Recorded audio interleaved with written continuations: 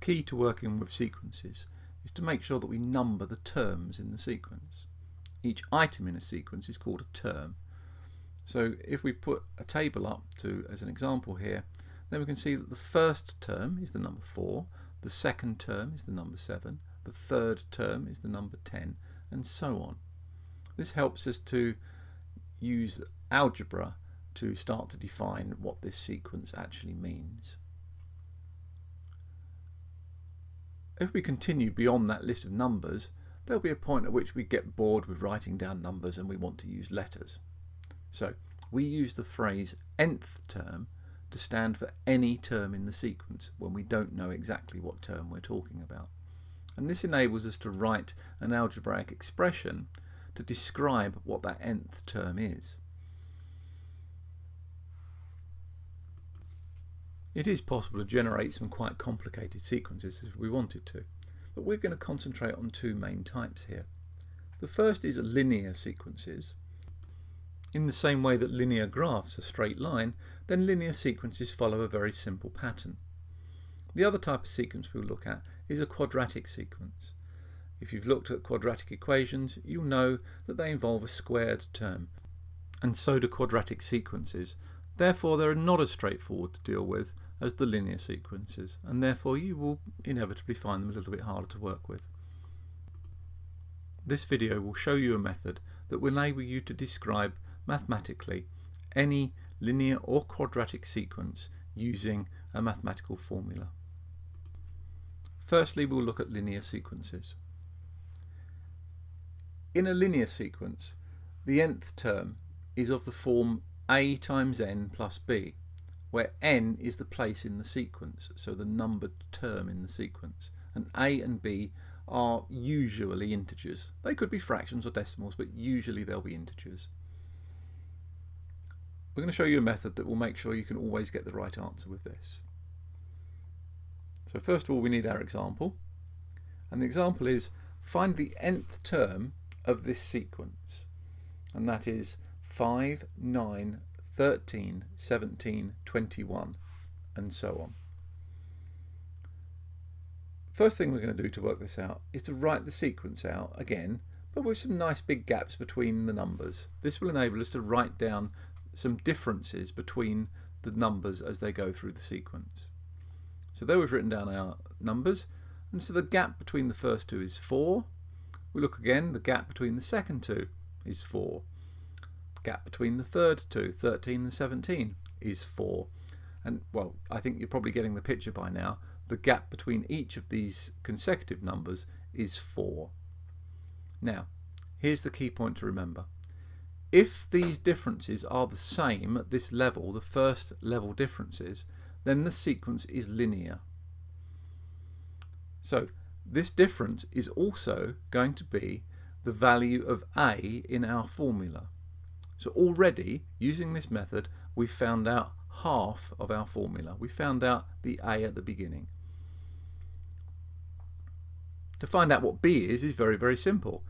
We put the first term, the number 5, into the formula and work out b.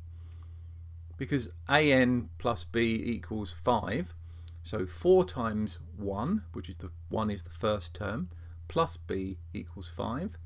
So that's 4 plus something equals 5, so b must be 1.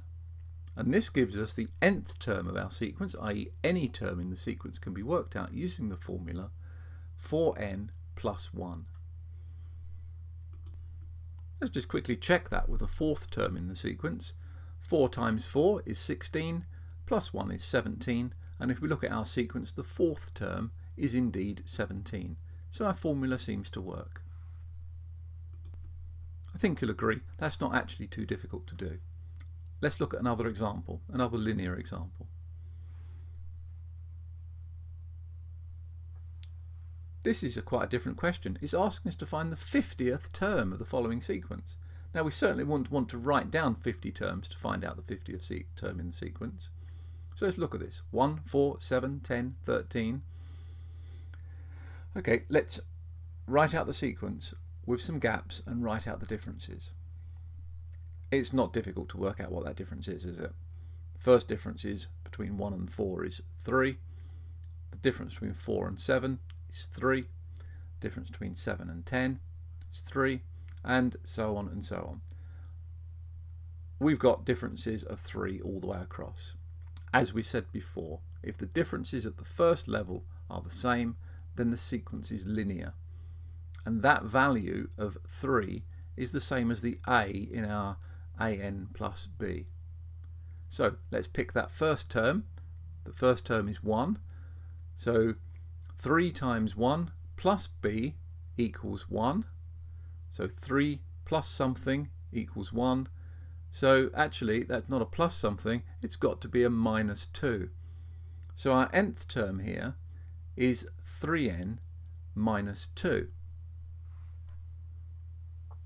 And from that we can work out what the 50th term is. 3 times 50 minus 2, well 3 times 50 is 150, minus 2 is 148. So this method is actually quite straightforward. Write out the terms in the sequence, work out what the difference between each of the terms is. If the difference is the same across all of the terms, then you have a linear sequence, and that then becomes quite straightforward to work out. As I'm sure you've probably guessed by now, quadratic sequences are going to be a little bit more difficult, a little bit more complex than that. Let's start with an example. Here we have 4, 7, 12, 19. Well, we're going to do this the same way, but there is a complication. Let's write out the differences between these numbers again.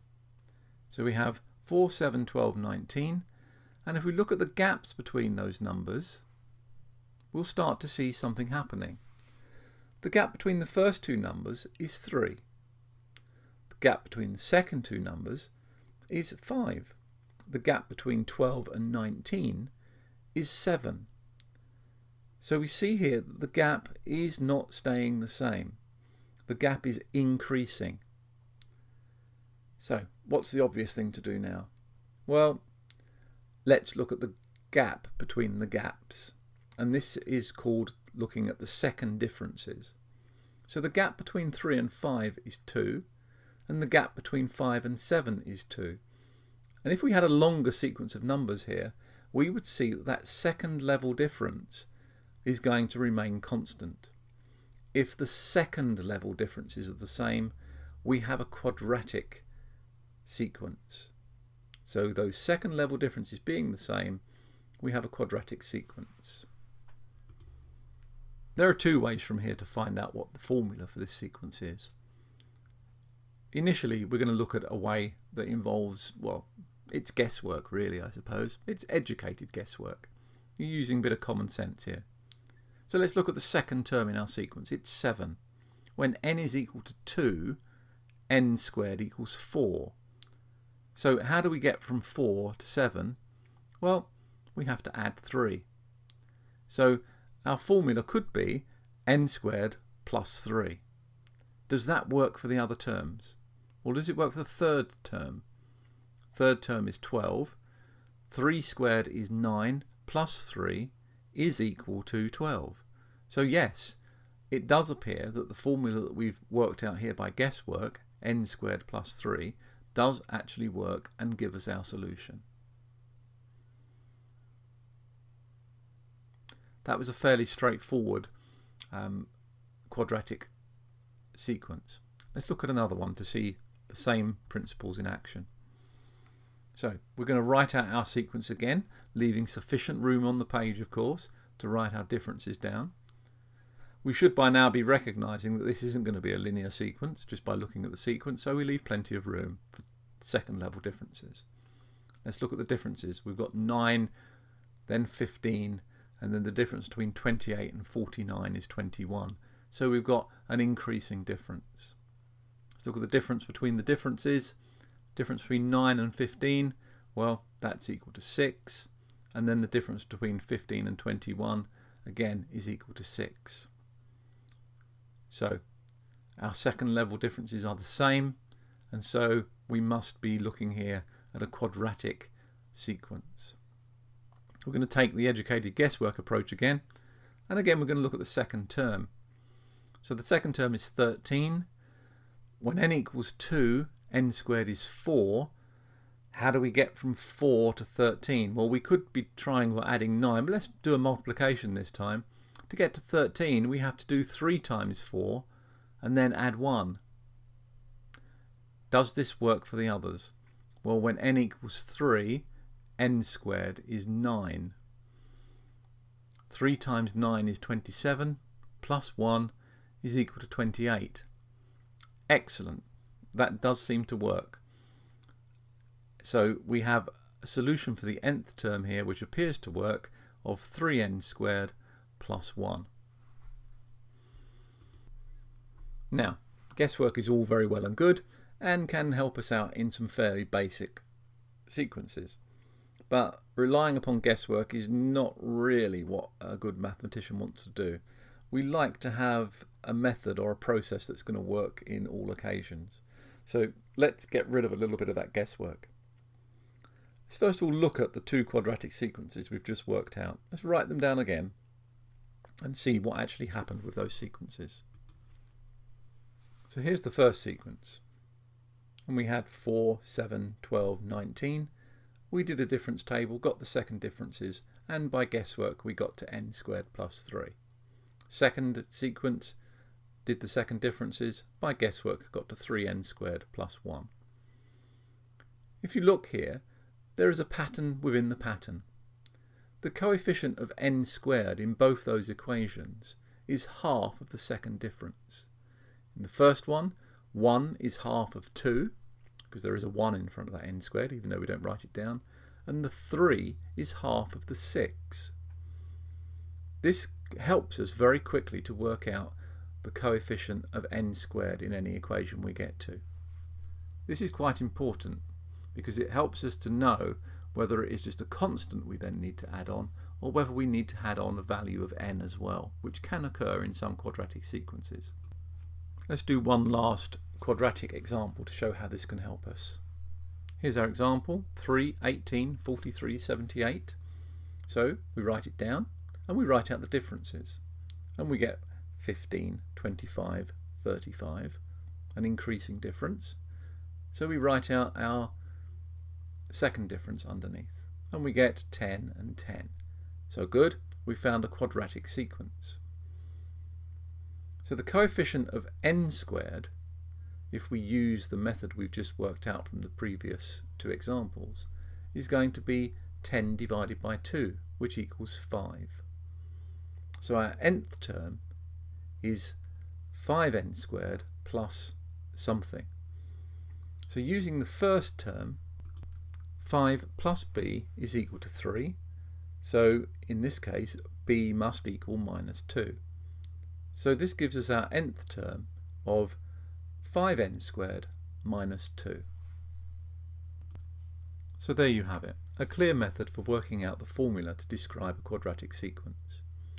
Remember, as long as you write down the difference tables neatly and clearly and don't make any mistakes, and remember that the coefficient of the n squared term is the second difference divided by 2, you won't go far wrong. As with all maths questions, practice makes perfect. The neater you write out your solution, the less likely you are to make silly mistakes in the arithmetic or in trying to remember what it is you've written down.